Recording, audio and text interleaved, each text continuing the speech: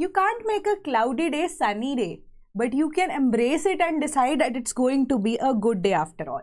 तो कहने का मतलब यही है कि external factors which are out of your control, उनकी वजह से अपनी खुद के mental peace को, अपनी खुद के जज्बे को, जोश को ख़त्म नहीं होने देना चाहिए. यानी कि अगर एक्सटर्नल कोई चीज़ जो आउट ऑफ योर कंट्रोल है तो उसी के अकॉर्डिंगली आप अपने आप को ढाल कर जो गोल अचीव करना चाहते हो उसको कर ही सकते हो ना. तो जो आपके कंट्रोल में है उस पर फोकस कीजिए, एंड जो आपके कंट्रोल में नहीं है उस पर आप फोकस मत कीजिए. सो जैसे कि हमारी इनवॉलंटरी मसल्स होती हैं, you can not control them, otherwise आप किसी भी टाइम पे अपनी जान ले सकते थे, है ना. तो this is the faith, this is the kind of things that happen in life that you need to focus on, कि आप जिसके कंट्रोल में हो या जो चीज़ आप कंट्रोल कर सकते हो आप उसके ऊपर फोकस कीजिए. बल्कि हमारा ध्यान बीइंग अ ह्यूमन ऑल्सो, हमारा वो जिस चीज़ को हम कंट्रोल नहीं कर सकते उस पर चला जाता है वैसे, है ना. तो जो चीज़ें कंट्रोल में है अगर उसी के ऊपर ही फोकस किया जाए तो आधी से ज़्यादा जिंदगी से 90% of the life will be, you know, या लाइफ इश्यूज जो है वो सॉर्ट हो जाएंगे, right, including your exam preparation, है ना. तो अब जो कंट्रोल में क्या है कि डिस्ट्रैक्ट नहीं होना है, उसी के ऊपर फोकस करो अभी फिलहाल के लिए. चलो, तो टॉप न्यूज़ आज की क्या है कि पुतिन की विजिट जो इंडिया में अब हो ही चुकी है, कल उनको यहाँ पर स्वागत किया गया, भव्य स्वागत उनको दिया गया. सो अब व्हाट इज एक्सपेक्टेड कि एक्चुअली में क्या क्या चीजें हो सकती है, एंड ध्रुवा सिस्टम क्या है उसके बारे में डिस्कस करेंगे. और 6 क्रिटिकली एंडेंजर्ड वल्चर्स जो हैं वो असम में रिलीज किए जाएंगे. तो क्या ये पूरा प्रोग्राम था, डिस्कस करेंगे उसे. एंड उसके बाद डिस्कस करना चाहते हैं और चीजें कि क्लॉज कॉन्ट्राडिक्टिंग असम अकॉर्ड, क्या ऐसा क्लॉज है स्पेसिफिकली जो कि अकॉर्ड को अब कॉन्ट्राडिक्ट कर रहा है. सुप्रीम कोर्ट के अंदर ये केस चला गया है. और 3 चीता जो है उनको रिलीज किया गया in the Kuno national park. After all चीता कंजर्वेशन जो है एक इंपॉर्टेंट फैक्टर है, एंड उसी के बेसिस पे अब जो कूनो नेशनल पार्क है वहां पर भी पॉपुलेशन जो है थोड़ी सी बढ़े, एंड बिग कैट्स का जो रिवाइवल की बात करते हैं इंडिया के अंदर उसको भी अब यहाँ पर देखेंगे थोड़ा सा. Then urbanization migration led to the voter roll flaws. तो अब इलेक्शन कमीशन ने इंटेंसिव रिवीजन के लिए स्पेसिफिकली ये रीजन दिया है, उसको भी डिस्कस करेंगे. वैसे सिंपल सी बात है, हम पहले भी इसको डिस्कस कर चुके हैं, थोड़ा सा और इसके बारे में एक बार रिवाइज कर लेंगे. Hybrid title of health cess bill क्या है ये, इसको डिस्कस करेंगे. एंड यूएसए रशिया की वॉर नेगोशिएशंस विद यूक्रेन किस तरीके से अभी चल रही हैं, यूएसए ब्रोकर कर रहा है, क्या चीज़ हो रही है, यूएसए की स्टेटमेंट क्या आई थी, क्या उससे कॉन्ट्राडिक्टरी स्टेटमेंट यहाँ पर रशिया ने वापस से दी, उसको डिस्कस करेंगे. एंड यूके और नॉर्वे जॉइंट नेवल एक्सरसाइजेस को कंडक्ट करने की बात कर रहे हैं specifically to counter Russia. And India cuts Russian oil imports. तो ड्रास्टिकली यहाँ पर डिक्रीज आता हुआ नजर आ रहा है, डेटा को देखेंगे. और electoral toll system, electronic toll system के बारे में थोड़ा सा डिस्कस करेंगे, क्या स्टेटमेंट आई है एंड कब तक इसको लागू किया जा सकता है. एंड 30% ऑफ विमेन रिजर्वेशन, ठीक है, कहाँ पर, for bar councils of the states, या बार काउंसिल ऑफ इंडिया की भी ऑल टुगेदर अगर हम बात करें. मैल न्यूट्रिशन का क्वेश्चन क्या सच में इवेड किया गया था या क्या डेटा है अभी उसके बेसिस पे भी डिस्कशन करेंगे. एंड क्या मुद्दा ये खड़ा हुआ उसको देखेंगे. And supreme court over the prosecution of citizens, ठीक है, कि सिटीजन्स के केसेस में स्पेसिफिकली क्या सुप्रीम कोर्ट ने यहाँ पर हिदायत दी है to the police while filing the chargesheet. उसके बाद एक्साइज ड्यूटी ऑन टोबैको जो है उसको बढ़ा दिया गया है, एक्साइज ड्यूटी को वापस से लिवाई करने की बात की जाएगी. एंड जीएसटी के अंदर जब मैंने आपको सिन गुड्स की यहाँ पर बात की थी तो 40% वाला जो टैक्स है वो लिवाई किया जाएगा. इलेक्शन कमीशन कंडक्ट करने जा रहा है साइमल्टेनियस पोल्स, क्योंकि अब लॉ कमीशन की जो रिपोर्ट है उन्होंने भी यही चीज को यहाँ पर अलाउ कर दिया है. एंड ओपन मेरिट कोटा को रिवाइज किया गया है जेएनके के अंदर, एंड एलजी के अप्रूवल के लिए इसे वापस से भेज दिया गया है. कितनी परसेंटेज यहाँ पर डिसाइडेड है उसको डिस्कस करेंगे. Welcome to sleepy classes. तो करंट अफेयर्स डिस्कस करेंगे 5 दिसंबर 2025 के, and related multiple choice question को भी डिस्कस करेंगे. तो पहली आपकी न्यूज क्या कह रही है कि supreme court to review clause in 2025 order that contradicts Assam accord. तो असम अकॉर्ड के बेसिस पे अब यही चीज पक्की है ना कि वहाँ की जो इंडिजिनस पॉपुलेशन है या जो बाहर से आने वाले लोग हैं उनको यहाँ पर रोका जा सके. इन्फ्लक्स जो है वो माइग्रेशन का, इलीगल माइग्रेशन में जो होती हैं, ठीक है, वो अब उसको रोका जा सके. तो असम अकॉर्ड्स के अकॉर्डिंगली जो एथनिसिटी है उसको बचाए जाने की बात की जाती है of the people of Assam, ठीक है. तो अब असम जो गण परिषद है उन्होंने स्पेसिफिकली एक जो क्लॉज है, कौन सा क्लॉज है, clause 3 sub clause L sub clause की अगर हम बात करें, immigration and foreign exemption order 2025 को माना है इस पर्टिकुलर क्लॉज को as exemptive of the Assam accord. क्यों? क्योंकि अब there are certain conditions based on which कि 2024 31 दिसंबर से पहले या अगर अब से पहले कोई भी ऐसी ऑप्रेस्ड रिलीजन के लोग हैं, यानी कि कोई भी ऐसी एथनिसिटी के लोग हैं, persecuted religious minorities either from Afghanistan, Pakistan and Bangladesh, जो विदाउट पासपोर्ट भागकर इंडिया में एंटर हुए हैं, उनको अलाउ की जा सकती है सिटीजनशिप, या उनको अलाउ किया जा सकता है particular stay based on certain parameters, ठीक है, जो कि इन डायरेक्ट कॉन्ट्रडिक्शन है टू द असम अकॉर्ड्स, जिसके अकॉर्डिंगली सिटीजनशिप एक्ट के अंदर भी ये चेंजेस लेकर आए गए थे। एंड स्पेशली सेक्शन 6A जो है उसके अंदर ये चीज को मेंशन किया गया था कि इलीगल इमिग्रेंट्स जो कि असम के अंदर एंटर हो रहे हैं 1971 मार्च 25 के बाद, उनको हम इलीगल ही मानेंगे, ठीक है, किसी भी बेसिस पे उनको सिटीजनशिप यहाँ पर प्रोवाइड नहीं की जाएगी। तो अब उसी के बेसिस पे उन्होंने ये चीज़ बोली कि अब ये जो एक्ट आपने बनाया है, ये जो ऑर्डर निकाला गया था, इसकी ये वाली क्लॉज जो है डायरेक्ट कॉन्ट्रडिक्शन में है, ठीक है, कि हमारे कॉन्स्टिट्यूशन भी इसी की बात कर रहा है कि सिटीजनशिप के कहीं पे भी लेना देना तो इस चीज़ को कॉन्टेक्स्ट में नहीं है। बट हाँ, सिटीजनशिप के केस में अगर आप कह सकते हो इन द कॉन्स्टिट्यूशन ऑल्सो कि एट दी लेटेस्ट एंड में क्लॉज जो हमारे पास निकल के आती है वो यही चीज़ बोलती है कि एट दी एंड जो पार्लियामेंट है they have the right to make laws जो कि भी रिक्वायर्ड होंगे। बट अगर आप यहाँ पर बात करो सिटीजनशिप एक्ट की, उसकी वायलेशन में उन्होंने बोला कि डायरेक्ट वायलेशन है ऑफ व्हाट, असम अकॉर्ड्स, ठीक है। तो अभी इसके ऊपर डिसीजन लिया जाना है सुप्रीम कोर्ट के द्वारा। तो they are going to review this for once and for all कि क्या चीजें जो है उसके बेसिस पे फाइंड आउट किया जा सकता है कि what was the motive of the government and such में वो वायलेटिव है या नहीं है। अगर वायलेटिव है तो किस चीज को रिपील करना है, पूरे क्लॉज को ही हटाना है, या अगर हम डॉक्ट्रिन ऑफ एक्लिप्स को अगर फॉलो करते हैं तो मतलब अ पार्शियल ऑफ इट, या फिर अगर कुछ एडिशन उसमें करनी है, अमेंडमेंट उसमें करनी है तो असम को एज एन एक्सेप्शन डाल दिया जाएगा। तो बहुत सारी चीजें डिपेंड करता है, अभी इसके ऊपर रिव्यू किया जाएगा by the supreme court. Question को डिस्कस करते हैं विद द सिटीजनशिप वाली बात। तो which of the statements is incorrect with respect to the citizenship in India, ठीक है, कि अगर a person who has after the first day of March 1947 migrated from the territory of India to the territory now included in Pakistan shall not be deemed to be a citizen of India। ठीक है, simple question नहीं है क्योंकि मैं फंसाना नहीं चाह रही, अभी आपको बिल्कुल बेसिक से बात करेंगे यहाँ पर। No person shall be citizen of India और be deemed to be a citizen of India if he has voluntarily acquired the citizenship of any foreign state. तीसरी स्टेटमेंट कह रही है person who has migrated to the territory of India from the territory now included in Pakistan shall be deemed to be a citizen of India at the commencement of this constitution if he or either of his parents or any of his grandparents were born in India as defined in the Government of India Act 1935। या D option कह रहा है आपका none of the above.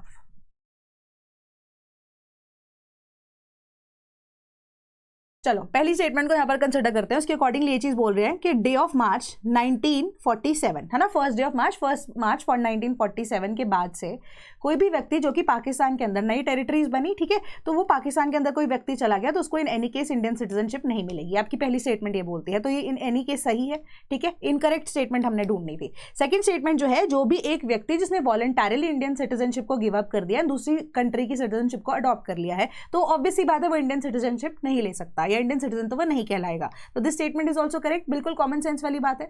तीसरी statement आपकी कह रही है कि कोई ऐसा व्यक्ति जो कि माइग्रेट करके आया है to the territory of India from the territory जो कि पाकिस्तान के अंदर इंक्लूडेड है, उसको हम shall be deemed to be a citizen of India at the commencement of this constitution. Commencement के टाइम पे इफ ही, जो कि पाकिस्तान वाली साइड से अगर आए थे कमेंसमेंट से पहले पहले या कमेंसमेंट के टाइम पे ऑफ द कॉन्स्टिट्यूशन, अगर he or either of his parents or any of his grandparents were born in India as defined in the Government of India Act 1935, कि यानी कि अब ये उन लोगों की बात कर रहा है कि जो अब पाकिस्तान साइड पे एग्जिस्ट कर रहे थे एट द टाइम जब पाकिस्तान और इंडिया बना, है ना, कि वहां से जो कुछ लोग हैं वो भी तो उठ के इंडिया में आए ना, तो उनको भी 1935 के एक्ट के अकॉर्डिंगली अगर जो कि ओरिजिनली इंडिया का मैप था, अगर वहां पे उनके पेरेंट्स या वो खुद या उनके ग्रैंड पेरेंट्स अगर बॉर्न हुए हैं जो कि 1935 के अकॉर्डिंगली इंडिया का मैप हुआ करता था, तो उनको भी सिटीजनशिप डीम की जा सकती है, अलाउ की जा सकती है, एंड की गई भी है ना। तो वो किस तरीके से हुआ है कि वहां से लोग आए हैं 1947 में आफ्टर माइग्रेशन, है ना।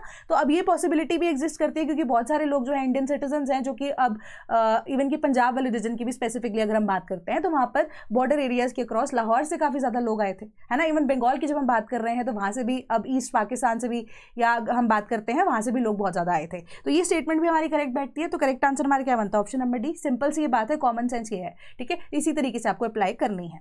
Then MPCM releases 3 cheetahs into the Kuno national park, है ना। चीता कंजर्वेशन प्रोजेक्ट के अंडर ये चीज तो प्लान की ही गई थी, 3 चीताज को यहाँ पर रिलीज किया गया है तो इंटरनेशनल चीता डे पे। अकॉर्डिंग टू दिस तो 2 10 months ओल्ड कब्स हैं, ठीक है। अब वो फॉरेस्ट रीजन के अंदर उनको छोड़ा गया है, तो अभी वही बात है कि big cats back to Asia, ठीक ठीक है, उसने जो पेस है वो भी अपनी पिकअप कर लिया इस प्रोजेक्ट ने। एंड अब धीरे धीरे करके इंडिया के अंदर हम जो हमारी आप कह सकते हो चीता पॉपुलेशन है, जो कि अर्लियर 1900s के अंदर आप देखोगे कि एक्सटिंक्ट हो चुकी थी, उसको वापस से यहाँ पर रीइंट्रोड्यूस करने की बात की जा रही है। ठीक है, तो श्योपुर कोनूर जो कूनो रीजन है, it has become an international level centre. And इस वजह से क्या हुआ है, टूरिज्म सेक्टर बूस्ट हुआ है। जो उनके आप कह सकते हो कि चीता की जो प्रोडक्शन है, प्रोडक्शन में क्या है कि उनकी प्रोजेनी है अगर वो भी बढ़ चुकी है बहुत ज़्यादा। ठीक है, तो जो डिस्प्लेस थे उनको भी वापस अब एक आप कह सकते हो कि ऐसा सेंटर में रखा गया है जहाँ पे उनकी डेवलपमेंट को भी मॉनिटर किया जा सकता है। अगर उनको रीइंट्रोड्यूस किया जाना है तो वो भी किया जा सकता है, नहीं किया जाएगा तो उनको रेस्क्यू करके रखा भी जा सकता है अपने पास में, है ना। तो आने वाले टाइम में चीता को रीइंट्रोड्यूस जो है और बेटर तरीके से किया जाएगा। इस प्रोजेक्ट के तहत बिग कैट्स जो है उनके अंदर one of the big cats जो कि चीता है उसको वापस से इंडिया के अंदर उनकी पॉपुलेशन को स्टेबलाइज करने की यहाँ पे बात कर रही है। ठीक है, तो अब हम क्वेश्चन जो है डिस्कस करेंगे। Consider the following statements. पहली स्टेटमेंट क्या कह रही है कि आपको आइडेंटिफाई वैसे एक्चुअली में क्या करना है, नेशनल पार्क को। ठीक है, अब कूनो नेशनल पार्क की तो हमने बात की, तो आपको आइडेंटिफाई करना है क्योंकि this type of question can be asked. ठीक है, कि कंसिडर द फॉलोइंग स्टेटमेंट्स, और सिंपल स्टेटमेंट्स हैं, ऐसा कुछ मेजर मैंने आपको नई बात बता दी है। ठीक है, it is combined with Nagarhole national park. Second statement कह रही है Himavat Gopal Swamy Betta is the highest point found in the park. तो आइडेंटिफाई द नेशनल पार्क।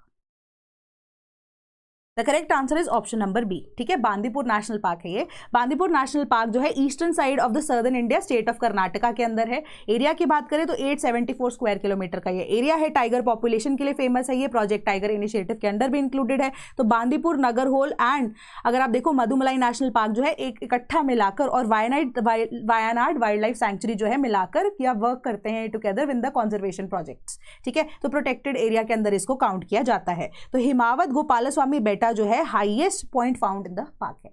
ठीक है, सिंपल सी ये बात थी। देन नेक्स्ट है urbanization migration led to the voter roll flaws. तो अभी हमारे पार्लियामेंट सेशन में चल रहा था, वहाँ पे जो क्वेश्चंस है वो रिपीटेडली पूछे जा चुके हैं, है ना। वो क्वेश्चन जो उसी के बेसिस पर उन्होंने बोला कि इलेक्शन कमीशन जो है, पहली बात तो उनके पास पूरा राइट है यहाँ पर कि वो अब इंटेंसिव रिविजन को यहाँ पर कर सके कंडक्ट, क्योंकि बहुत साल हो चुके थे। 2002 के अंदर लास्ट आपके इंटेंसिव रिविजन हुई थी, उसके बाद अभी रिविजन की रिक्वायरमेंट भी थी। बट चलो रिक्वायरमेंट के बेसिस पे भी अगर आप देखो कि रैपिडली हमारी जो कंट्री है, इकोनॉमी है, उसने ग्रो किया। अर्बनाइजेशन जो है वो होनी शुरू हुई, माइग्रेशन जो है वो लोगों की बहुत ज़्यादा होनी शुरू हो गई। तो इस वजह से क्या होता था कि कोई एक व्यक्ति जो है वो अगर अपना गांव, अपना घर छोड़ के या इवन जॉब्स को भी अगर स्विच कर रहा था, तो वो पहले जहाँ पे अब अपना वोटर लिस्ट में नाम रखवाता था, तो जॉब स्विच करने के बाद या माइग्रेट करने के बाद दूसरी जगह पे वो पहली जगह से अपना नाम नहीं डी रजिस्टर करता था, बल्कि नई जगह पे जाकर वो रजिस्टर कर लेता था। तो इस वजह से क्या है, डुप्लीकेसी बहुत ज़्यादा हो गई थी, यानी से बहुत सारा डेटा है जिसके accordingly many people pass away. And बहुत सारे ऐसे लोग हैं जो 2002 के बाद 18 साल से जिन्होंने एज की क्रॉस की होगी, 2025 हो चुका है ना। तो उन्होंने बोला कि इसी वजह से जो रजिस्टर्स हैं देवर ऑब्सोलीट भी कैसे, क्योंकि उसके अंदर जो डेटा है वो ही अपडेटेड नहीं था। तो इसी वजह से ये इंटेंसिव रिवीजन की रिक्वायरमेंट है। एंड इलेक्शन कमीशन को अगर लगता है किसी भी बेसिस पे अगर उनको करनी है वो इंटेंसिव रिवीजन, तो they are very well allowed to do that, है ना, क्योंकि वो ऑटोनोमस बॉडी की तरह यहाँ पर एक्ट करते हैं, कॉन्स्टिट्यूशनल बॉडी भी है वो। तो इसी वजह से अगर आप फ्लॉज निकालने की कोशिश कर रहे हो तो वो रोल फ्लॉ इसी वजह से हुआ है क्योंकि अर्बनाइजेशन एंड माइग्रेशन रैपिडली यहाँ पर इंडिया के अंदर हुई है। ये एक सिंपल सी आपकी न्यूज थी। Then, which of the following is the main cause of immigration in developed countries? ठीक है, मेन कॉज ढूंढना है यहाँ पे आपको। Climate is pleasant, no interference from the government, the people are helpful, better job opportunities and better quality of life. तो main cause मतलब आपको जनरली मोस्ट अप्रोप्रिएट वर्ड बोल दिया जाता है कि choose the correct answer which you feel is the most appropriate to the question asked and जो options के अकॉर्डिंगली यहाँ पर होता है। मेन कॉज बीसी के अकॉर्डिंगली आपसे पूछा गया है। ठीक है, तो अब हमारा करेक्ट आंसर है option number D. Climate pleasant जो है जनरली टूरिज्म के लिए होता है। तो अगर हम इमिग्रेशन की बात कर रहे हैं मतलब हम परमानेंटली किसी कंट्री की तरफ मूव कर रहे हैं, क्लाइमेट प्लेजेंट है, can be one of the reason, but major reason तो नहीं होता ना कि अब मैं बोलूँगी कि मुझे ठंडे इलाके पसंद है तो मैं कनाडा में शिफ्ट हो जाऊँ अंटिल अनलेस मेरे पास जॉब अवेलेबिलिटी नहीं है वहाँ पर, है ना। तो अब अगर दुबई का बेस्ट एग्जाम्पल है कि गवर्नमेंट टैक्सेस यहाँ पर नहीं दे रही है, बट मेरे पास वहाँ पर जॉब ही नहीं तो मैं क्यों जाऊँगी। ठीक है, पीपल आर हेल्पफुल पीपल तो हर तरफ ही मिल जाते हैं। कई बार अगर आपको पीपल की हेल्प भी नहीं चाहिए होती, आजकल की जो इकोनॉमी जिस तरीके से ग्रो कर रही है, तो है ना, वेस्टर्नाइजेशन को अडॉप्ट करते हुए हेल्प जो है वो एक लिमिटेड तरीके से सभी को मिल जाती है। तो better job opportunities and better quality of life जो है वो अब बाकी ऊपर के 3 पॉइंटर्स को एक बेटर रिप्रेजेंटेशन देता है। ठीक है, तो आई होप आपको ये आंसर समझ में आएगा। Option number D is the correct answer. Then wild life body BNHS to release 6 critically endangered vultures in Assam in 2026। तो बॉम्बे नेचुरल हिस्ट्री सोसाइटी जो है वो 800 से ज्यादा वल्चर्स को यहाँ पर ब्रीड कर रही है करंटली, एंड पिछले 15 से 20 सालों से वो यही काम कर रहे हैं। तो अब जो वल्चर्स में स्पेसिफिकली जो 6 वल्चर स्पीशीज हैं उसके अंदर से जो हमारे पास एंडेंजर्ड वल्चर स्पीशीज हैं या जो क्रिटिकली एंडेंजर्ड भी हैं, ठीक है, उनमें से अगर आप देखोगे 6 वल्चर्स को असम के अंदर 2026 के अंदर जो है रीइंट्रोड्यूस करने की बात की जा रही है। अब ये जो वल्चर्स थे इनको इनिशियली कैप्चर भी किया गया था, तो असम से ही किया गया था, तो उनको वापस से रीइंट्रोड्यूस अगर वहाँ पे करने की बात की जा रही है तो उनके नेचुरल हैबिटेट में ही होगा। तो ऐसे नहीं होगा कि डायरेक्टली उनको यहाँ पर रीइंट्रोड्यूस करने की बात की जा रही है। उन्होंने बोला कि अभी इनको कैप्टिविटी में ही ब्रेड किया गया है ना। तो हम एकदम से अब देखोगे कि चाहे जो कैप्टिविटी के अकॉर्डिंगली उनको जो जाला है या इवन की जो केज है जिसमें रखा जाता था वो बहुत बड़ा केज हुआ करता था, बट उसके बाद भी अगर आप देखो कि अगर हम इनको असम के अंदर डायरेक्टली ऐसे छोड़ भी देते हैं तो उनकी फर्स्ट ऐसी इंटरेक्शन होगी इनटू द रियल वर्ल्ड, ठीक है, कि विदाउट केजेस। तो वो 3 महीने के लिए उनको अंडर ऑब्जर्वेशन इन केजेस ओनली या इन कैप्टिवेशन ओनली असम के अंदर, ताकि एक्लामेटाइज हो जाए इन अ पर्टिकुलर एरिया। एंड जो वल्चर सेफ जोन्स है वहां के अंदर ही, वहां पर ही उनको इनिशियली इंट्रोड्यूस किया जाएगा ताकि वो आसपास की जगह को, इलाके को इजीली समझ पाए। एंड 3 महीने के बाद ही अगर आप देखोगे कि इनको प्रॉपर तरीके से इनटू द वाइल्ड छोड़ दिया जाएगा। कौन सी स्पीशीज यहाँ पे कवर की जा रही हैं? Slender billed and white rumped vultures, ठीक है, age between 2 and 3 years, Kamrup and Biswanath district के अंदर इनको छोड़ा जाएगा असम के अंदर, जो कि इनकी अब आप कह सकते हो कि नेचुरल हैबिटेट्स में से एक है, ठीक है। तो इवन इनक्लोजर्स थे वहां पर, इनक्लोजर्स को इनिशियली 3 महीने के लिए रखा जाएगा, उसके बाद उनको यहाँ पर रिलीज कर दिया जाएगा। तो जो royal society for the protection of birds है और असम फॉरेस्ट डिपार्टमेंट है, वो भी 15 साल से काम कर रहे हैं कि वल्चर की पॉपुलेशन को हम बेटर कैसे कर सके, क्योंकि इंडिया में करंटली 20,000 जो है वल्चर्स की पॉपुलेशन है across the 9 species including bearded vulture, Griffin vulture and सिनरस vulture. तो ये एंडेंजर्ड स्पीशीज कौन सी है इंडिया के कॉन्टेक्स्ट में अगर हम बात करें?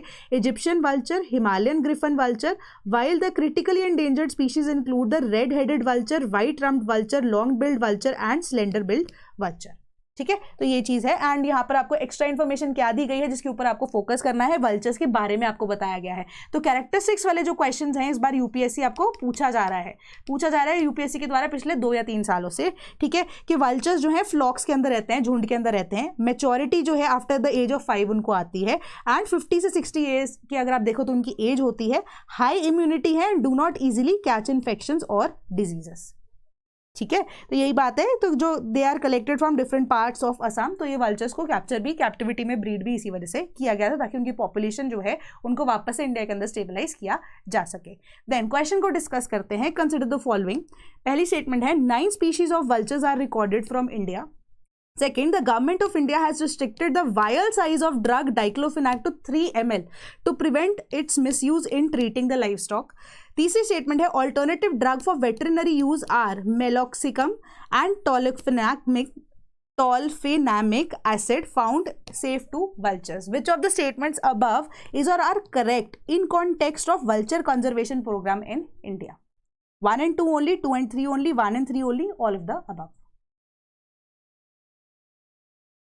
The correct answer is option number D, ठीक है। तीनों चीज़ें ही यहाँ पर करेक्ट है कि 9 स्पीशीज जो है वल्चर्स की वो रिकॉर्डेड है फ्रॉम इंडिया, ठीक है। यहाँ पर आपको न्यूज़ में भी दे दिया गया था बट मैंने जल्दी बोल दिया कि आपको पहली स्टेटमेंट वहाँ पर पकड़ी जाती, ठीक है। तो अब यहाँ पर एंडेंजर्ड स्पीशीज़ के अंदर आपको 9 स्पीशीज़ जो है स्पेसिफिकली इंडिया के अंदर मिलेंगी, ठीक है। यहीं पे कहीं पे मेंशन्ड है। तो 9 जो स्पीशीज़ हैं उनमें से अगर आप देखोगे एंडेंजर्ड स्पीशीज़ के ऊपर ये काम कर रहे हैं। तो गवर्नमेंट ऑफ इंडिया ने यहाँ पर डाइक्लोफेनाक के यूजेज के लिए स्पेसिफिकली बोला था, मना किया था वल्चर्स के लिए भी, इवन लाइफ स्टॉक के लिए भी, कि अंधाधुंध यूज़ किया जा रहा था, बट डाइक्लोफेनाक जो है वो डेडली हो सकता है टू वल्चर्स, है ना। एंड इसी वजह से उनके अर्ली डेथ्स जो है वो भी देखी गई। सो अब वायल साइज यानी कि जितनी शीशी में डाइक्लोफेनाक आती है उसका साइज ही लिमिट कर दिया था सरकार ने, ताकि जो लाइव स्टॉक के ऊपर अगर आपको यूज करना भी पड़ रहा है इन एनी केस, ठीक है, वैसे तो बिल्कुल ही मना कर दिया गया, इन एनी केस अगर आपको यूज भी करना पड़ा तो वो लिमिटेड क्वांटिटी में ही यूज किया जा सके। तो ऑल्टरनेटिव ड्रग जो कि अब वेटरनरी यूज के लिए सेफ एंड वल्चर्स के लिए भी सेफ है वो कौन से हैं? मेलॉक्सिकैम एंड टॉल्फेनामिक एसिड, जो कि वल्चर्स के लिए सेफ है। तो तीनों की तीनों स्टेटमेंट्स करेक्ट है। तो अब ये क्वेश्चन बनाते हो ना, एक चीज़ मुझे बहुत अजीब लगी कि 5 दिसंबर 2024 यानी कि जस्ट 1 ईयर पहले ये अभी PIB के अंदर डेटा पब्लिश किया गया था। एक साल बाद अगर आप देखो कि वल्चर्स डे के, इंटरनेशनल डे ऑफ वल्चर्स की अगर हम बात कर रहे हैं उसको सेलिब्रेट जरूर किया गया, बट 1 साल बाद भी ये चीज़ को अभी हम याद कर रहे हैं, है ना। तो the current affairs are never actually current affairs, they are contemporary affairs. तो दैट इज द डिफरेंस, ठीक है।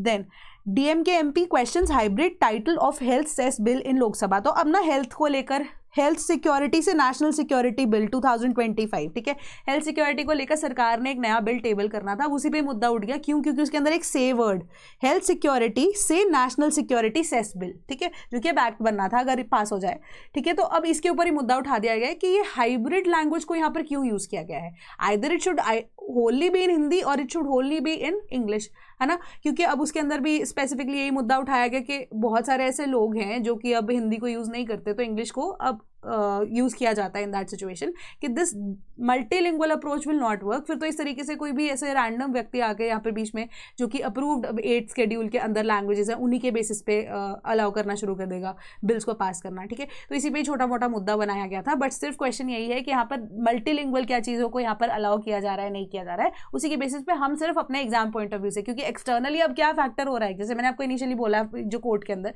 एक्सटर्नल फैक्टर ये कि ये लोग लड़ रहे हैं एमपीज आपस में जस्ट बिकॉज कि एक हिंदी और इंग्लिश जो है मिक्स कर दी गई है। बट हमारा यहाँ पे इंटरनल फैक्टर क्या कह रहा है हमें, किसी के बेसिस पे हम क्वेश्चन को रिवाइज कर सकते हैं अपने, है ना। तो उसी के बेसिस पे देखते हैं विच अमंग द फॉलोइंग, ही नहीं, which among the following is और are not a language under the 8th schedule of the constitution of India. Manipuri, Bhojpuri, Pahari, Kashmiri, Bodo, ठीक है, not a language covered under the 8th schedule. 1 and 4 only, 2 and 3 only, 1 and 5 only, 3 only. The correct answer is option number B, Bhojpuri and पहाड़ी, ठीक है। हिमाचली के अंदर अगर आप देखोगे कि यहाँ पे एट प्रेजेंट डिमांड जो है इंक्लूजन ऑफ 38 मोर लैंग्वेजेस हैं 8th शेड्यूल के अंदर। कौन सी यहाँ पर भोजपुरी है, एंड देन आपकी अगर आप देखो पहाड़ी की बात की जा रही है हिमाचली के अंदर, एंड पहाड़ी कुमाऊनी वाली जो है उसको भी अभी डिमांड किया जा रहा है कि इंक्लूड किया जाए, बट एक्चुअली में नहीं है वो। Then Putin says there are points he can't agree to in US plan to end the war. अच्छा, अब जो वॉर है उसके अंदर ये भी रिपीटेड पॉइंट्स ही वैसे, तो अब जो हम चीज़ कल डिस्कस कर रहे थे ना उसी के ऊपर ही रशिया ने एक तरह से आप कह दो कि स्टेटमेंट निकाली कि वही चीज़ सच में हुई है कि यूएस से जो प्लान ब्रोकर कर रहा है वो जनरली हेवीली फेवर कर रहा था मॉस्को को, क्योंकि अब उस वजह से क्या है कि मेजर जो टेरिटरीज है यूक्रेन को अपनी देनी पड़ रही थी, बट यूक्रेन खुद से ही चाहता था कि उनको सिर्फ वॉर की एंडिंग चाहिए एंड आगे से रशिया उनके ऊपर इम्पैक्ट जो है अटैक ना करे, कि वो लॉन्ग टर्म स्टेबिलिटी चाहते हैं, चाहे अभी उनको जो टेरिटरीज है थोड़ी बहुत देनी भी पड़े, है ना। बट यूरोपियन यूनियन जो है बीच में अब यहाँ पर मुद्दा जो है खराब कर रहा है, टांग अड़ा रहा है इन दैट सिचुएशन। तो अब जो नया ड्राफ्ट प्लान इंट्रोड्यूस किया गया था उसके अकॉर्डिंगली कुछ स्ट्रिंजेंट यहाँ पर मेजर्स थे जो कि यूरोपियन यूनियन के अकॉर्डिंगली थोड़ा सा बैलेंस्ड मेजर है, जो कि यूएसए को अब लेना चाहिए था अगेंस्ट रशिया ऑल्सो, है ना। तो अब यूएस यूके, अब मैं बात करूं यूरोपियन यूनियन की, तो उनका तो अपना अलग ही मुद्दा चल रहा है यहाँ पर, है ना, पैसा ना देना पड़े, तो वो आई बिलीव कि they do not want the war to end अभी, ठीक है। तो चलो वो अलग मुद्दा है, बट अभी उन्हें रशिया की तरफ से ये स्टेटमेंट आया कि बहुत सारे ऐसे कोर इश्यूज है एंड उसमें से मेजर इशू जो है वो टेरिटोरियल कंसेशंस का ही है, कि यूक्रेन की जो मेजर टेरिटरीज विच रशिया वांटेड उसके अंदर कंसेशंस अगर यूक्रेन मांग रहा है एंड यूएस से मांग रहा है on the behalf of Ukraine, ठीक है, तो दैट वोंट बी पॉसिबल, ठीक है। कि यूएस की तरफ से जो कल मार्को रूबियो की जो स्टेटमेंट आई थी उनके बेसिस पे ये चीज़ बोली गई थी कि USA has approached up to a certain level, तो उन्होंने बोला कि रशिया की तरफ से ये स्टेटमेंट आई है कि दिस इज एब्सोल्युटली रॉन्ग, कि ये गलत चीज़ जो है डिप्लोमेसी के बेसिस पे फैलाई जाती है इंटरनेशनल मीडिया के अंदर भी स्पेसिफिकली, कि वॉर के बेसिस पे या कंसेंसस पे कल 5 से 6 घंटे की जो मीटिंग चली है उसके अंदर कुछ भी ऐसा मेजर डिसीजन नहीं हुआ है। There are certain points which can not be absolutely accepted, they can not be accepted by Russia at any cost, ठीक है। तो उन्होंने बोला कि इतनी वॉर चल ही रही है, वी ऑल्सो वांट के पीस हो सके, तो इनिशियली अब जो सेसेशन करने के लिए अपनी टेरिटरी को तैयार है अगर रशिया के अंदर, तो what is the problem with another person, तो वापस से क्यों यूरोपियन यूनियन उसके अंदर टांग अड़ा रहा है, ठीक है। कि सारा का सारा इंप्रेशन प्लीज आप इंटरनेशनल मीडिया के अंदर जो फैलाया जा रहा है कि रशिया के साथ हम टॉक्स के अंदर थोड़ा बहुत लेवल बेटर हुआ, तो ऐसा बिल्कुल भी नहीं हुआ है। देन नेक्स्ट आपकी न्यूज क्या कह रही है, postal department considers UPI like labels for addresses, तो इसका नाम क्या रखा गया है, ध्रुवा। तो मैं आपको मेजर समझा देती हूँ क्या चीज़ है ध्रुवा की। जब हम बात कर रहे हैं that is digital hub for reference and unique virtual address, ठीक है। अब क्या करेगा ये, सबसे पहली चीज़ कि जो पोस्टल सर्विसेज है ना इसको not for profit company under the government supervision अब ऐड करना पड़ेगा। अब ये ध्रुवा सिस्टम के अकॉर्डिंगली, जैसे अब आप अपनी यूपीआई आईडी को यूज करते हो सपोज, ठीक है। अब मेरा नाम सपोज समृद्धि है, सपोज क्या है ही समृद्धि, ठीक है। तो मैं अब अपनी यूपीआई आईडी बना लेती हूँ समृद्धि @ कोई भी बैंक का नाम, ठीक है, या कोई भी ऐप का नाम, है ना। तो वो अब क्या करेगा, वो मेरी बैंक डिटेल्स तो नहीं मांगेगा ना। बैंक डिटेल्स तो जब मेरे को किसी ने पैसे भेजने हैं या मैं यूपीआई आईडी यूज कर रही हूँ तो मेरे बैंक डिटेल्स ऑलरेडी एनक्रिप्टेड है इन दिस फॉर्म, कि जब मैं समृद्धि @ सो एंड सो जो भी मेरी यूपीआई आईडी है अगर मैं इसको यूज करूंगी तो ऑटोमेटिकली पैसे जो है इस अकाउंट से कटेंगे, इसी अकाउंट में आएंगे इनके इसको भेजता है। तो सेम काइंड ऑफ सिस्टम, ठीक है, अब यूज किया जाएगा ध्रुवा सिस्टम के अंडर, कि आपके जो कोऑर्डिनेट्स हैं ऑफ एड्रेसेस जो भी आप चीज़ें पोस्टल सर्विसेज के थ्रू मंगवाते हो ध्रुवा सिस्टम के अंडर एक सेट ऑफ कोऑर्डिनेट्स के बाद आपकी ऐसी ही एक आईडी बन जाएगी, ठीक है, जो कि 12 से 14 नंबर्स की या लेटर्स की होगी अलॉन्ग विद द कोऑर्डिनेट्स, जो कि आपकी प्रिसाइज लोकेशन के बारे में बता देगी, ठीक है। तो अब ये एग्जैक्टली आपका काम क्या करेगी, 14 स्क्वायर मीटर का पैच ऑफ लैंड तक की एक्यूरेट आपकी लोकेशन बता देगी। अब इससे फायदा क्या होगा कि इन केस जो आपका एड्रेस है, ठीक है, इन केस आप जो एड्रेस फिल कर रहे हो वो इनकम्प्लीट है, तो जो लोकेशन का एक्सेस है वो क्या होगा, पूरा का पूरा कंप्लीट होगा, ठीक है। इन केस आपका एड्रेस आप भरना ही भूल गए हो या एड्रेस आपने फुल भी लिखा है, बट फॉर बेटर क्लैरिटी आप क्या कर सकते हो कि आप इस ध्रुवा सिस्टम के थ्रू बेटर एक्सेस दे सकते हो अपनी या अपनी लोकेशन का without even sharing the actual location. तो इससे क्या है कि यहाँ पर जो सरकार है वो हेल्प कर पाएगी for the better delivery of the products, जो कि पहले डिले हो जाते हैं, या बहुत सारे जो लोग हैं ऐसे बिल्कुल छोटी छोटी जगहों पर रहते हैं, कंजेस्टेड गलियों में रहते हैं, एग्जैक्ट लोकेशन नहीं पता लग पाती, नंबरिंग जो है एड्रेसेस की वो बहुत ज़्यादा गलत होती है ना। तो इस चीज़ को भी अब बेटर वे में प्रेजेंट किया जा सकता है, इसको एक्चुअली में मिटिगेट किया जा सकता है। तो उन्होंने बोला नॉट ओनली गवर्नमेंट एजेंसीज, यहाँ पर जितने भी प्राइवेट प्लेयर्स हैं, जब हम बात कर रहे हैं कि जो प्राइवेट प्लेयर्स हैं, प्राइवेट कंपनीज, जैसे कि अमेजॉन की भी अगर हम बात कर ले तो वो एड्रेस जो है पब्लिकली हमारे से खुद से टाइप करना पड़ता है। उन्होंने बोला कि कोई भी ऐसी शिपिंग या ऑनलाइन ऐसे कोई बिजनेस करने वाले व्यक्ति हैं, चाहे वो बिजनेस में प्राइवेट व्यक्ति ही क्यों ना हो या प्राइवेट कंपनी ही क्यों ना हो, they are most welcome to use this system, ठीक है। उन्होंने बोला कि खुद से ये सिस्टम इतना ज़्यादा अपीलिंग है कि the private sector might want to intervene into this, ठीक है। तो वो भी इसमें कर सकते हैं एप्लीकेबल, कि वो भी अप्लाई कर सकते हैं इस चीज़ के अंदर एंड स्पेसिफिकली उसको यूज़ कर सकते हैं ध्रुवा सिस्टम को, ठीक है। तो अब थोड़ी बहुत यहाँ पर अमेंडमेंट्स की रिक्वायरमेंट है, तो अभी नॉट फॉर प्रॉफिट कंपनी जब रजिस्टर होगी उसके बाद जाकर ही पोस्टल सर्विसेज के अंदर आप इसको इनकलकेट कर पाओगे। Then UK Norway will mount joint naval patrols to protect the undersea cables, ठीक है। तो उन्होंने बोला कि अब जॉइंट नेवल पेट्रोल्स को अब बढ़ाया जाएगा नॉर्वे एंड यूके के द्वारा, ताकि जो अंडर वाटर केबल्स हैं उनको खराब या तोड़ा ना जा सके रशिया के द्वारा, ठीक है। That taking it as a threat against Russia, क्योंकि अब यूरोपियन यूनियन की जब हम बात कर रहे हैं, इवन यूके की भी बात कर रहे हैं, सबके सब रशिया के अगेंस्ट ऐसे बोलते जा रहे हैं, है ना, जो कि अब ग्लोबली अगर देखें तो दैट इज ऑल्सो करेक्ट, है ना, कि वॉर शुड एंड, है ना। तो उसी के बेसिस पर बोला कि उन्होंने कि अब यूके गवर्नमेंट की combined fleet of at least 13 warships will protect critical infrastructure. I don't know why they are expecting a war, although Russia की तरफ से स्टेटमेंट आई जरूर थी, बट पहल वहाँ पे यूरोपियन यूनियन ने की थी, ठीक है। तो बट अब पता नहीं, वॉर तो नहीं होगी आजकल, तो वॉर तो नहीं होता है, बहुत ऐसे रेयर केस सिनेरियो होता है कि जब एक्चुअली में एनेक्सेशन करनी है तभी वॉर लाइक सिचुएशन होती है, अदरवाइज बहुत सारे और मीन्स यहाँ पर खुल चुके हैं ना। Nobody wants to drain their economy, कि एक वॉर की वजह से दूसरी इकोनॉमी को तो आप ड्रेन कर ही दोगे, बट आप अपनी इकोनॉमी को, क्योंकि आपका भी पैसा खर्चा जाता है, ठीक है, तो उसके ऊपर भी फोकस जनरली नहीं किया जाता, बट द न्यूज सेज, तो हमें डिस्कस करना पड़ेगा। तो India cuts Russian oil imports bye sharp of 38% in October, and ये 38% इन अक्टूबर पिछले महीने के कंपैरिजन में नहीं है, तो ये ईयर ऑन ईयर बेसिस, अब आपको समझ आ जानी चाहिए टर्म जो मैं बताती हूँ, जब ये ईयर ऑन ईयर बेसिस पे, मतलब पिछले साल अक्टूबर की जब हम बात कर रहे हैं तो उसके बेसिस पे अगर हम 2025 अक्टूबर की बात करते हैं तो 38% तक हमारा जो ये ड्रॉप देखने को मिला है, ठीक है। तो ये न्यूज़ आपको यही चीज़ बोल रही है कि अब जो भी अब रशिया से ऑयल इंपोर्ट किया जाता था वो धीरे धीरे करके, पहले अगर आप देखोगे कि 4% 5% जो है 2022 के टाइम पे इंडिया इंपोर्ट करता था रशिया से। अब 2022 के अंदर यूक्रेन वॉर के बाद जब ये सारा का सारा सिनेरियो हुआ कि स्विफ्ट सिस्टम से बैन किया, रशियन ऑयल जो है वो सस्ता होने लग गया इंडियन मार्केट में, क्योंकि उसकी डिमांड नहीं थी,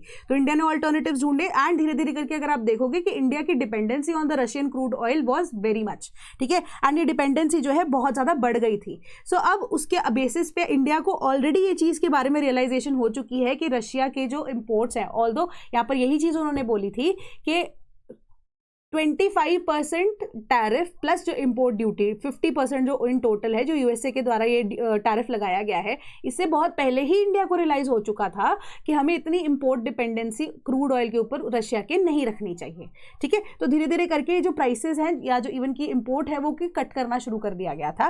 एंड एक्चुअली में अगर आप देखो कि रशिया के साथ अक्टूबर 2025 के अंदर 7.3 एंड 7.8% हायर दैन इन सितंबर 2025 by value and by volume respectively जो क्रूड ऑयल की इंपोर्ट्स है वो बढ़ते हुए नजर आ रहे थे, जिसको अब अगर टैरिफ अगर लगे हैं तो उसको कम करने में भी आप देखोगे और ज्यादा तेल में आग में घी डालने वाली बात है, तेल कह रही हूँ, आग में घी डालने वाली बात जो है वो रशिया की टैरिफ्स ने की है, या यूएसए ने जो टैरिफ्स इंडिया के ऊपर लगाए हैं रशिया की वजह से, ठीक है। वरना अदरवाइज जो डेटा है उसके अकॉर्डिंगली यही चीज बोली जा रही है कि इंडिया ने जो इंपोर्ट किया है सिर्फ और सिर्फ 3.55 बिलियन वर्थ का क्रूड ऑयल अक्टूबर 2025 के अंदर, जो कि पिछले साल अक्टूबर 2024 के अंदर $5.8 बिलियन था, ठीक है, जो कि ड्रास्टिकली अब कम हुआ है। तो जो वॉल्यूम के टर्म्स में अगर हम देखें तो 71.6 lakh ton of Russian oil जो हैं वो अब हम इंपोर्ट कर रहे हैं, जो कि पहले कितना था लास्ट ईयर के अकॉर्डिंगली 103.8 लाख टन।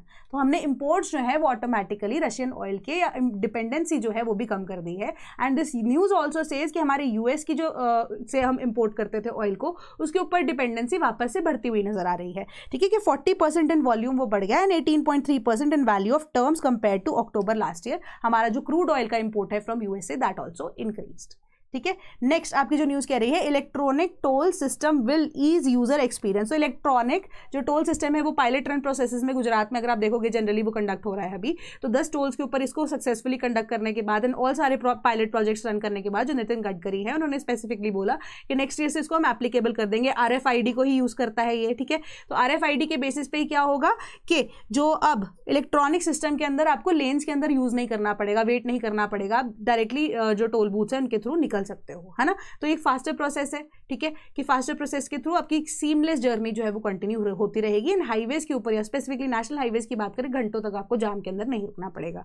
तो सुप्रीम कोर्ट ने ऑर्डर किया है कि 30% रिजर्वेशन जो है विमेन की स्टेट बार काउंसिल में भी मैंडेटरी होनी चाहिए। कि हर तरफ सिर्फ हम पार्लियामेंट को ही यहाँ पर ब्लेम नहीं कर सकते कि अब या इलेक्शन की ही बात नहीं कर सकते, जो बार काउंसिल के इलेक्शंस भी होते हैं तो मैंडेटरीली यहाँ पर विमेन को 30% रिजर्वेशन देनी पड़ेगी एंड इलेक्शन के टाइम पे भी 30% विमेन एटलीस्ट रिप्रेजेंटेटिव में होनी चाहिए। मतलब इलेक्शन में खड़े होने के लिए भी कहीं से भी विमेन को खड़े करके लाओ। उन्होंने बोला कि इलेक्शन के अंदर they should be willing to at least contest.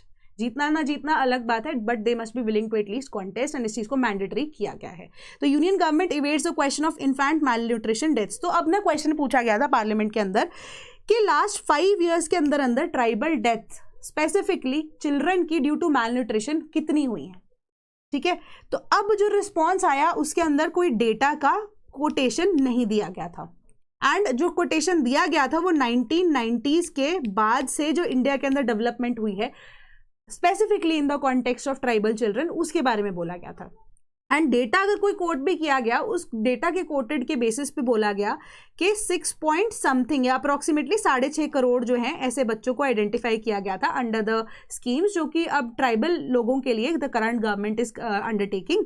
तो वही स्कीम्स की वजह से जो 6.5 करोड़ बच्चे हैं वो आइडेंटिफाई किए गए थे एंड उन्हीं के लिए ही जो स्पेशली स्कीम्स हैं उनके थ्रू बेनिफिट्स प्रोवाइड किए जा रहे हैं। ये 6.5 करोड़ बच्चे जो है इन्हीं को ही एनरोल कराया गया है in the specific schemes and malnutrition education. ठीक है, ये जो वेस्टिंग स्टंटिंग की प्रॉब्लम आ रही है उसको यहाँ पर ट्रीट किया जाता है। ठीक है, एंड साथ में ही जो नेशनल जो हेल्थ सर्वे है हमारा फैमिली हेल्थ सर्वे उसके जो है डेटा को थोड़ा बहुत कोट किया गया। डेटा भी क्या, उसकी ही स्टेटमेंट्स को कोट किया गया।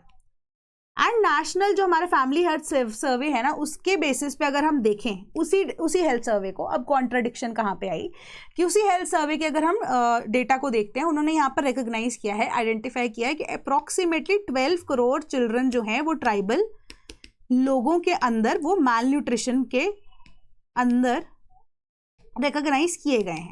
बट गवर्नमेंट जो ट्राइबल स्कीम्स लॉन्च की हैं उसके बेसिस पे जो उन्होंने सर्वे कंडक्ट कराया था उसके अकॉर्डिंगली 6.5 करोड़ बच्चे ही हैं। तो यहाँ पर ही आप देखो कि आधे आधे का फर्क पड़ गया कि उन बाकी 6 करोड़ बच्चों का अप्रोक्सीमेटली क्या किया सरकार ने कि वो तो कहीं पे भी आइडेंटिफिकेशन में है ही नहीं। कि आप ये पोषण ट्रैकर एंड एवरीथिंग जो यूज करते हो, क्या ये जो डेटा प्रोवाइड कर रहे हो क्या वो इनकम्प्लीट है?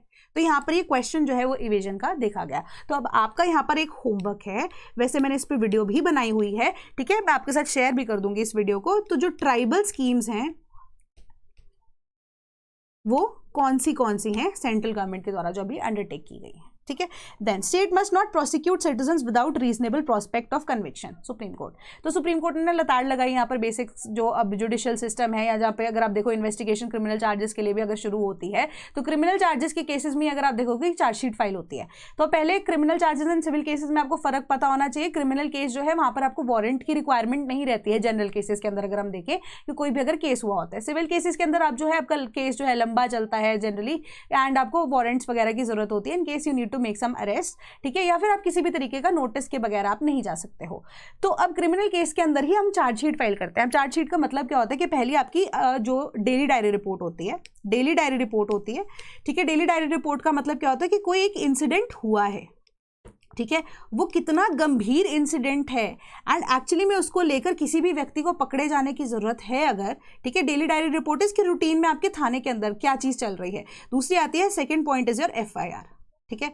FIR is first information report कि ये वारदात हुई है, इसके अंदर ये चीजें हुई हैं, इसका पूरा का पूरा लेखा जोखा जो लिखा जाएगा वो FIR के अंदर कंडक्ट होता है, ठीक है। उसके बाद FIR के बाद जब आप मैजिस्ट्रेट के आगे जो भी आपको रिस्पेक्टिव पर्सन है अगर वो मिल जाता है जिसके ऊपर शक होता है, उसको मैजिस्ट्रेट के सामने प्रस्तुत करना होता है with in the 24 hours and magistrate if feels कि अगर उस व्यक्ति को जिसको आइडेंटिफाई किया गया है एज अ सस्पेक्ट उसको रखा जाना चाहिए जुडिशियल कस्टडी में या पुलिस कस्टडी में, अकॉर्डिंगली चीजें डिसाइड होती हैं। जुडिशियल कस्टडी इसके कोर्ट की कस्टडी में वो व्यक्ति होगा, कोर्ट की जो प्रिजन की जब हम बात कर रहे हैं, है ना।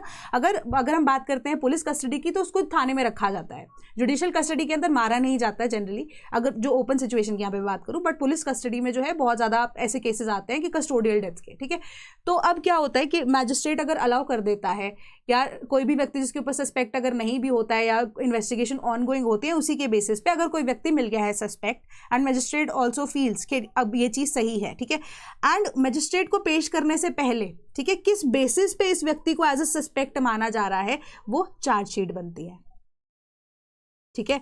तो वो किस बेसिस पे इसको उसके ऊपर चार्जेस लगाए गए हैं, क्या वारदात हुई है, क्या फर्स्ट इन्फॉर्मेशन रिपोर्ट बोलती है, क्या लॉ बोलता है एंड किस बेसिस पे आपने उसको एज अ सस्पेक्ट घोषित किया है, क्या उसके अगेंस्ट आपने चार्जेस लगाए हैं, वो चार्जशीट जो है मैजिस्ट्रेट के सामने उस व्यक्ति को जो कि सस्पेक्ट है उसके सामने सुनाई जाती है, ठीक है, कि वो किस चार्जेस से एग्री करता है किससे नहीं करता है, अकॉर्डिंगली जो प्रोसीडिंग्स है वो चलती हैं, ठीक है। तो यहाँ पर भी एक ऐसा केस आया, केस के अकॉर्डिंगली दो लड़के थे, मतलब दोनों ब्रदर्स थे, they were the owners of owners, ठीक है। तो अब एक लड़की अलॉन्ग विद हर फ्रेंड्स, अब वो लड़की जो है वो क्या है, वो टेनेंट थी, ठीक है। She was trying to enter tenant along with 3-4 of her friends, mostly जिसमें लड़के ही थे, तो she was trying to enter into the property जो अब उसने अब क्या हुई थी, रेंट पे ली हुई थी, ठीक है। बट अब जो एरिया जिसमें वो एंटर कर रही थी तो उसमें एंटर करने के लिए टेनेंट को लैंडलॉर्ड ने रोका, यानी कि उस लड़की को रोका उन दोनों भाइयों ने, ठीक है। तो अब रोका किस वजह से, अब राइट टू प्रिवेसी उस लड़की ने यहां पर बोला कि राइट टू प्रिवेसी आपने मेरा ब्रीच कर दिया है, प्लस उनके ऊपर जो एक्ट, कौन सा एक्ट ऑफ वियरिज्म एंड इंटिमिडेशन के चार्जेस लगा दिए, ठीक है। एंड ये 2020 की बात है एंड अगर आप देखो 2025 के अंदर ये केस जो है उसको डिसाइड किया जा रहा है, ठीक है। तो अब ये क्या होता है, दैट इज द एक्ट जिसको हम वॉयरिज्म क्या बोलते हैं, इंटिमिडेट करना, भड़काना। वॉयरिज्म क्या होता है, ऐसा एक्ट जहां पे एक लड़का, ठीक है, a man is watching a women और अपेरेंटली रिकॉर्डिंग अ वुमेन, जहां पर the women has not expected कि उसको कोई रिकॉर्ड या उसको कोई नोटिस भी करेगा, ठीक है। तो उस लड़की ने बोला कि इसने मेरी मर्जी के बगैर मेरी फोटोग्राफ्स खींची है एंड इसी वजह से वो एक्ट के अकॉर्डिंगली इसको वॉयरिज्म का यहाँ पर चार्ज लगा दिया गया उनके ऊपर। तो बट जब इन्वेस्टिगेशन हुई, सब कुछ हुआ, तो ये चीज पाई गई कि ये सारा का सारा कॉन्फ्लिक्ट इसलिए था क्योंकि जो टेनेंट है she was not in the right senses I guess. तो उसी सिचुएशन के अंदर इनकी सिर्फ यही बात हुई थी कि ही बीइंग द ओनर, अगर उसे लग रहा है कि कोई व्यक्ति जो है इलीगली एंटर कर रहा है, टेनेंट तो सिर्फ लड़की है, बाकी लोग जो है they do not have the right kind of mind, है ना, या they do not have good intentions और वॉट एवर। तो एंड एनी सिचुएशन ऑल्सो, तो अगर ऐसा कुछ होता है तो जो ओनर है दे can not allow a person, ठीक है, टू एंटर, ठीक है। एंड जो वो लैंड, अगर आप बात करो टेनेंट की, वो जो टेनेंट जो है वो सिर्फ और सिर्फ प्रोस्पेक्टिव टेनेंट थी, एक्चुअली में टेनेंट नहीं थी, ठीक है। प्रोस्पेक्टिव टेनेंट कि वो भी घर ढूंढ रही थी एंड जबरदस्ती वो एंटर करने की यहाँ पर कोशिश कर रही थी। तो इन दैट केस ऑल्सो अगर हम पोजेशन की भी बात करते हैं तो वो पोजेशन जो है वो सिर्फ और सिर्फ लैंडलॉर्ड के पास था, वो प्रोस्पेक्टिव टेनेंट है, टेनेंट भी नहीं है अभी, है ना। तो अब इस सिचुएशन में सुप्रीम कोर्ट ने बोला कि जो चार्जशीट है वो सही तरीके से फाइल नहीं की गई एंड जो पुलिस है उसने सही तरीके से अपना काम नहीं किया, कि किस 5 साल उस दोनों भाइयों की लाइफ के एक तरह से इस केस के पीछे खराब हो गए, कि जो स्टेट गवर्नमेंट है एंड जो स्टेट, क्योंकि पुलिस जो है वो स्टेट गवर्नमेंट के अंदर यहाँ पर काम करती है, जो स्टेट है they must not prosecute citizens without reasonable prospect of conviction, कि किस बेसिस पे आपने कन्विक्शन जो है इन लोगों की यहाँ पर, किस बेसिस पे आपने चार्जशीट फाइल की, कि क्या चाह रहे थे आप, कि इन्वेस्टिगेशन के अंदर कोई एक्स्ट्रा यहाँ पर पॉइंट नजर ही नहीं आता, किसी की आपने लाइफ खराब कर दिया यहाँ पर केसेस की वजह से। तो यहाँ पर ये चीज़ हुई है। Then parliament approves bill to levy excise duty on tobacco. तो अब हमें पता है कि टोबैको का, मैंने आपको बताया, सिन गुड्स के अंदर 40% टैक्सेस जो कि जीएसटी अब लगेगा, ठीक है, जीएसटी लगेगा ही लगेगा। एंड टोबैको के केस में अब जो गवर्नमेंट है वो वापस से एक्साइज ड्यूटी को लेकर आने की बात कर रही है। एक्साइज ड्यूटी के बेसिस पे अब फार्मर्स को यही चीज़ बोली जाएगी कि इसके ऊपर टैक्स ज़्यादा लग रहा है, इसको उगाने पे ज़्यादा टैक्स लग रहा है, ठीक है, सप्लाई चेन में ज़्यादा टैक्स लग रहा है, महंगी चीज़ है एंड मैक्सिमम पैसा जो है सरकार इससे कमा रही है। तो अब ऑल्टरनेटिवली टोबैको ना उगाकर कैश क्रॉप्स को उगा लो, जहाँ पे आपको और ज़्यादा फायदा हो जाए, जहाँ पे एमएसपी भी में भी आपको मिल सकती है ना। तो सरकार का मेजर ये मोटिव है। तो उन्होंने ये बोला यहाँ पर निर्मला सीतारमण जी ने कि 40% से ज़्यादा जीएसटी टैक्स जो है हम नहीं लगा सकते, एक्साइज ड्यूटी जो है वो भी अब हम उसके ऊपर लगाना शुरू करेंगे कि 40% से ज़्यादा जीएसटी के जो प्रोविजंस हैं या जो बिल है वो मैं अलाउ नहीं करता। तो मैक्सिमम गुड्स जो हैं अब जो सिन गुड्स हैं उनके ऊपर हम ये टैक्स लगा रहे हैं ताकि हम इन आदतों को छुड़ा सके, ठीक है। बट उन्होंने बोला कि अब एक सेस जो है वो पास किया जा रहा था जिस वजह से 40% जीएसटी अभी नहीं लगाया जा रहा था। क्यों? क्योंकि अब जो नुकसान यहाँ पर कोविड के टाइम पे स्टेट गवर्नमेंट्स को हुआ था, वो जो सेस है, ठीक है, वही सेस जो है नेक्स्ट 2 या 3 वीक्स के अंदर पैसा उसका पूरा हो जाएगा। स्टेट गवर्नमेंट्स को जो कोविड के टाइम पे नुकसान हुआ है वो सेस के थ्रू वहाँ पर रिकवर हो जाएगा and the cess will stop, ठीक है, इट विल सीज। तो उसके बाद से जो एक्साइज है या इवन 40% जो टैक्सेस हैं वो एप्लीकेबल होंगे on tobacco products and this has been duly accepted by the parliament, ठीक है। तो दिस इज कि पार्लियामेंट जो है अप्रूव कर रहा है bill to levy excise duty on tobacco. तो ये प्रोडक्ट्स जो है वो महंगे होंगे आगे आने वाले टाइम में। Then Putin's visit a tense tight rope walk for Modi government amid western sanctions threats. तो यहाँ पर वेस्टर्न सैंक्शंस की थ्रेट के लिए मैं आपको एक रिपीटेड चीज यहाँ पर बताना चाहती हूँ। 2018 के अंदर जब हमने ब्रह्मोस की डील की थी, आई होप आपको पता है ना, ब्रह्मोस जो है इनिशियली अब रशिया और इंडिया, मास्कोवा एंड ब्रह्मपुत्र दोनों का यहाँ पर मिक्सचर है नाम का, तो भी हम ब्रह्मोस नाम रखा है। तो रशिया प्लस इंडिया की ये डील 2018 के अंदर हुई थी, ठीक है। उस डील के अंदर भी उस टाइम पे इंडिया को थ्रेट था कि यूएसए सैंक्शन कर सकता है, बट इंस्टेड ऑफ दैट ये सैंक्शन नहीं हुई इंडिया के ऊपर एंड ब्रह्मोस डील जो है वो फाइनली हो गई। एंड 2020 के अंदर अगर आप देखोगे कि जो ब्रह्मोस है इंडिया के पास आ गई एंड धीरे धीरे करके इंडिया ने उस ब्रह्मोस को इंडिजिनियसली यहाँ पर अलाउ किया बनना, ठीक है। अब Russia is one of those developed countries जो कि इंडिया के साथ टोटली नॉलेज ट्रांसफर या नॉलेज शेयरिंग प्रोसेसेस को कैरी आउट करता है इवन ऑन सेंसिटिव वेपन्स, जो कि रशिया डेवलप करता है, जो कि अब डेवलप्ड नेशंस इजीली नहीं करते। जैसे कि अमेरिका अपना अब कोई भी नहीं बताता, इवन इजराइल के केस में भी नॉलेज ट्रांसफर इतनी इजीली नहीं होती है, ठीक है। इतने ज़्यादा सेंसिटिव चीज़ों पे तो डेफिनेटली नहीं होती है, ठीक है। अब ये क्या हो रहा है, ये क्या दिखा रहा है कि इतनी सेंसिटिव वेपन्स एंड सिस्टम्स को अगर इंडिया शेयर कर रहा है या रशिया शेयर कर रहा है इंडिया के साथ, तो इंडिया और रशिया के आपस में टाइज कितने ज़्यादा स्ट्रॉन्ग है, ठीक है। अब रशिया जो है एक बैड कॉप की तरह पूरे वर्ल्ड के अंदर सबकी आंखों में है जस्ट बिकॉज यूक्रेन के साथ वॉर चल रही है, ठीक है। तो अब दैट गिव्स अ चांस कि अब अगर कान आप रशिया की डायरेक्टली नहीं पकड़ सकते तो आप इनडायरेक्टली इंडिया के थ्रू तो आप रशिया के कान पकड़ सकते हो। मतलब कान ऐसे नहीं पकड़ा तो घुमा के पकड़ लिया कि अब हो सकता है कि चांसेस आर अगेन कि अब पुतिन इंडिया आए हैं कि इंडिया के ऊपर वापस से सैंक्शंस लगाने की बात की जा सके, क्योंकि हमारी जो रिलेशनशिप है with Russia that has battered even आने वाले टाइम के हिसाब से, है ना, या पिछले टाइम के हिसाब से हमारा रिलेशन जो है वो बेटर होता जा रहा है, ठीक है। एक पॉइंट ऑफ व्यू तो ये है कि सैंक्शंस लग सकती हैं, अब लगेंगी या नहीं वो मुझे नहीं पता। दूसरी चीज़ है ब्रह्मोस डील के टाइम पे 2018 वाला फैक्ट आपको यहाँ पर भी बताया गया है, पहले भी हमने डिस्कस किया था, ठीक है। तीसरी चीज़ आपको ये मैं बता दूँ कि अब रशिया पुतिन तो आ ही रहे हैं, पुतिन के आने के बाद नेक्स्ट जो है आप देखोगे कि यूके की डेलीगेशन को भी इंडिया आना है, यूरोपियन यूनियन की डेलीगेशन को भी इंडिया आना है, और इंडिया और यूएसए के जो फ्री ट्रेड टॉक्स हैं उसके ऊपर भी अभी डिस्कशन होनी है, ठीक है। एंड इवन के जर्मनी की तरफ से भी डेलीगेशन को इंडिया अभी आना है। तो ये 4 इंपॉर्टेंट मीटिंग्स चारों की चारों सिर्फ और सिर्फ वेस्टर्न नेशंस की तरफ से, एंड उससे पहले पुतिन का इंडिया आना, ये आपस में भी बहुत ज़्यादा कॉन्ट्रडिक्शन एंड यहाँ पर प्रॉब्लम्स को क्रिएट कर सकता है इंडिया के लिए आने वाले टाइम में, ठीक है। क्योंकि फ्री ट्रेड एग्रीमेंट हो सकता है, नहीं हो सकता है, तो अब इंडिया का ट्रेड ऑटोमेटिकली आप देखोगे डेफिसिट में चल रहा है। इंडिया ऑल टुगेदर अब यूएसए की मार्केट में अगर पैसा या इवन के अपने गुड्स को नहीं बेच पा रहा है due to those import duties, तो वो अब रशिया की मार्केट में एक्सप्लोर करने की चीज़ें यहाँ पर कोशिश कर रहा है। कौन सी आइटम्स इसके अंदर, प्रोसेस्ड फूड्स है, अपैरल है, मशीनरी है, particularly over the newly developed eastern maritime corridor from Chennai to Vladivostok, ठीक है। अब एक इंपॉर्टेंट फैक्टर आपको ये भी बता दिया कि डेलीगेशन है। चौथी चीज मैं आपको यहाँ पर बता रही हूँ कि रशिया यूक्रेन वॉर प्लस जो रशिया की इकोनॉमी है उसके अकॉर्डिंगली ना जो अब मैन पावर है वहां पर उसकी कमी है रशिया के अंदर। तो इवन रशिया ऑल्सो वांट्स कि इंडियंस जो है वहां पर जाकर लेबर वर्कफोर्स का पार्ट बन सके या वर्कफोर्स का पार्ट बन सके फॉर द डेवलपमेंटल प्रोजेक्ट जो कि रशिया कैरी आउट करना चाहता है, ठीक है। तो वर्कफोर्स की रिक्वायरमेंट या पॉपुलेशन की रिक्वायरमेंट रशिया में भी होगी, ठीक है, तो एक इंपॉर्टेंट फैक्टर ये भी इसका आ रहा है।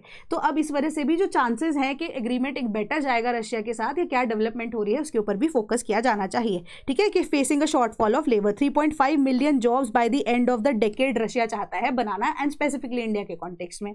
तो इसी तरीके से आप देखोगे कि अब मिलिट्री एक्सरसाइजेज जो है रशिया के साथ वो भी कंडक्ट की जा रही हैं टाइम एंड अगेन। तो अपने अलायंस को इंडिया जो है रशिया के साथ ज़्यादातर दिखाता हुआ नजर आ रहा है। अब क्या क्या चीज़ें एक्सपेक्टेड हैं कि अब हो सकती हैं। ठीक है, पावर कोऑपरेशन का जो अब न्यूक्लियर रिएक्टर्स में स्मॉल न्यूक्लियर रिएक्टर्स को बनाने की बात की जा रही है। स्मॉल न्यूक्लियर रिएक्टर्स में अगर आप देखोगे तो 5 से 6 ऐसे न्यूक्लियर रिएक्टर्स जो हैं उनको इस्टेब्लिश बनाने के लिए टेंडर्स की फाइलिंग के लिए भी अब देखोगे कि जो रशियन कंपनी है उसके साथ इंडिया का अलायंस हो चुका है। ऑल्दो जो पैसा है वो टेंडर के थ्रू ही आएगा, एंड टू सरप्राइज वहाँ पर जो यूरोपियन कंपनीज एंड जर्मनी की कंपनीज है वो भी एक टेंडर को फाइल कर रही हैं। ठीक है, तो उनके कंपटीशन में वहां पर रशिया की वो भी लगी हुई हैं। ठीक है, ऑल्दो अब यहाँ पर डेवलपमेंट ऑफ न्यूक्लियर एनर्जी जो है इंडिया के कॉन्टेक्स्ट में, वो उसके लिए भी रशिया हमें हेल्प कर रहा है। तो मेजर चीज़ें जो है यहाँ पर ट्रेड एग्रीमेंट को लेकर, मार्केट एक्सप्लोर करने को लेकर, इवन माइग्रेशन के कॉन्सेप्ट को मे भी आगे आने वाले टाइम में, वर्कफोर्स की जो हम बात कर रहे हैं उसको लेकर भी। ठीक है, एंड इवन की जो ट्रेड एग्रीमेंट्स है आने वाले टाइम में, डेलीगेशन, तो ये सारी चीज़ें जो है अभी ऑनगोइंग है, एंड क्या इसका रिस्पॉन्स आएगा, क्या इसका रिजल्ट आएगा, वो मैं आपको बताती रहूंगी। Then, powers to election commission to conduct simultaneous polls not excessive, says law panel। ठीक है, लॉ कमीशन की रिपोर्ट आ चुकी है। लॉ कमीशन ने यहाँ पर जॉइंट पार्लियामेंट्री कमेटी को ये चीज़ बोल दी है। उन्होंने ये भी स्पेसिफाइड किया है कि अब साइमल्टेनियस इलेक्शंस ही करने हैं तो उसको एक्सटेंड करना है, या अब जब जैसे मैं आपको दिखाती हूँ टेन्योर की बात करते हैं। पहले हमने लास्ट टाइम डिस्कस किया था कि जो रिपोर्ट आई थी उसके अकॉर्डिंगली कि उन्होंने बोला था इमरजेंसी के टाइम पे जो अब टेन्योर है वो 5 से अगर 6 साल किया जा सकता है विद अ सिंपल अमेंडमेंट। ठीक है, एंड वापस से 6 से 5 साल किया गया था, है ना। अब यही चीज़ का फोकस यहाँ पर लेकर जॉइंट पार्लियामेंट्री कमेटी पे जो लॉ कमीशन है उन्होंने यही चीज़ बोली है इनफैक्ट अपनी जो लॉ कमीशन की रिपोर्ट है कि अब जॉइंट पार्लियामेंट्री कमेटी को कि एक्सेसिव जो अगर आप टाइम यहाँ पर बढ़ा रहे हो, क्योंकि अब साइमल्टेनियस इलेक्शन के अंदर ऐसा होगा कि कोई स्टेट इलेक्शन के अंदर इलेक्शन जो है वो पहले हो जाएगा, 5 साल का टेन्योर जो है वो कम हो जाएगा। कई स्टेट इलेक्शन में आप देखोगे कि जो टेन्योर है वो 5 से 6 साल का भी हो सकता है। तो उन्होंने बोला कि टेन्योर को अगर एडजस्ट करना है वहाँ पर स्टेट्स की जो रेटिफिकेशन है that is 50% of the states की रेटिफिकेशन की रिक्वायरमेंट नहीं है, कि एक normal constitutional amendment will do the work. ठीक है, ये सिंपल सी आपकी न्यूज़ है कि लॉ कमीशन ने ये चीज़ बोली है। Revise quota proposal send to lieutenant governors not says J and K CM. J and K के सीएम ने अब क्या किया है, ओपन मेरिट सिस्टम के ऊपर, कैटेगरी के ऊपर उनको क्वेश्चन यहाँ पर किया गया था कि कितना यहाँ पे परसेंटेज रखी जानी चाहिए। तो उन्होंने क्या किया, इनिशियली जो ओपन मेरिट सिस्टम है जो कि अप्रॉक्सीमेटली 50% होना चाहिए था, क्योंकि ओपन मेरिट सिस्टम का मतलब ही यही है कि सिर्फ और सिर्फ इरिस्पेक्टिव ऑफ द फैक्ट कि कौन कौन सी कास्ट से है, क्रीड से है, जेंडर से है, या कौन से रिजर्वेशन में आना चाहिए नहीं आना चाहिए। ठीक है, जिसको हम जनरल कैटेगरी बोलते हैं, 50% होना चाहिए, क्योंकि 50% से ज़्यादा तो रिजर्वेशन होनी ही नहीं चाहिए इन एनी केस। ठीक है, तो अब जब ये क्वेश्चन उठाया गया तो फाइनली क्या हो रहा है कि ओपन मेरिट वाली कैटेगरी जो है इसको 50% से 30% तक जो है सरकार ने कर दिया जेएनके की। ठीक है, अभी एलजी के पास ये फॉर अप्रूवल गया है, अप्रूवल होगा नहीं होगा वो पता नहीं, अलग से मुद्दा भड़क जाएगा वहाँ पर कि रिजर्वेशन आप 80% कैसे दे सकते हो, किस बेसिस पे दे सकते हो। ठीक है, उसके ऊपर भी यहाँ पर अभी जो चर्चा है वो हो सकती है आने वाले टाइम पे। ठीक है, तो ये आपकी न्यूज़ थी। तो यूपीएससी 2026-2027 के optional as well as GS के बैचेस आर नाउ अवेलेबल। तो अगर आपको चेकआउट करने हैं कोर्सेज तो आप हमारी वेबसाइट sleepy.classes www.sleepyclasses.com पे जा सकते हैं। आप हमें ईमेल भी कर सकते हैं sleepy.classes@gmail.com पे। हमारे टोल फ्री नंबर 1800-890-3043 पे हमें कॉल भी कर सकते हैं। एंड यूपीपीसीएस के बैच की भी इंक्वायरी करना चाहते हैं अगर आप, तो 1800-890-3043 पे आप हमें कॉल कर सकते हैं। सेम ही ईमेल आईडी है, सेम ही वेबसाइट है, तो आप कोर्स को चेकआउट कर सकते हैं। तो that is all from my side today. Thank you so much. And कोई भी डाउट होता है अगर आप प्लीज़ ज़रूर पूछ लीजिएगा। ग्रुप आपके पास अवेलेबल है, कमेंट सेक्शन आपके पास अवेलेबल है। कोई भी ग्रीवांसेस हैं, अभी जैसे 2-3 दिन पहले मेरे पास एक ग्रीवांस आया था कि आप एनवायरमेंट रिलेटेड न्यूज़ को अच्छे से नहीं पढ़ा रहे हो, तो that was a feedback for me कि एटलीस्ट मुझे समझ में आना चाहिए कि आपको क्या चीज़ समझ में अच्छे से आ रही है, क्या नहीं आ रही है। तो मैं आज बोल दूंगी आपको फीडबैक, आप आज बता दोगे कि मैम ये चीज़ समझ नहीं आ रही, कल आप फिर से वैसे हो जाओगे। तो हर दिन मुझे कहने की भी जरूरत नहीं पड़नी चाहिए कि consider me as your personal teacher, कि मैं आपके जो डाउट्स हैं न्यूज़पेपर के regarding irrespective of the fact वो मैं लूंगी। ठीक है, तो वही डाउट्स जो है उनको हम कंसिडर करेंगे कि ताकि आपकी बेटरमेंट की जा सके। कुछ चीज़ें मैं भी सीखूं, कुछ चीज़ें आप भी मुझे सिखाओ या आप भी सीखो मुझसे, है ना। तो वो सब चीज़ें जो हैं हम उसके ऊपर फोकस करके एक साथ मिलकर काम करते हैं ना, दोनों मेहनत करते हैं, दोनों पार्टीज मेहनत करते हैं, आपका रिजल्ट अच्छा आ जाएगा, मेरे लिए वैसे खुशी हो जाएगी। ठीक है. So that is all from my side today. Thank you so much.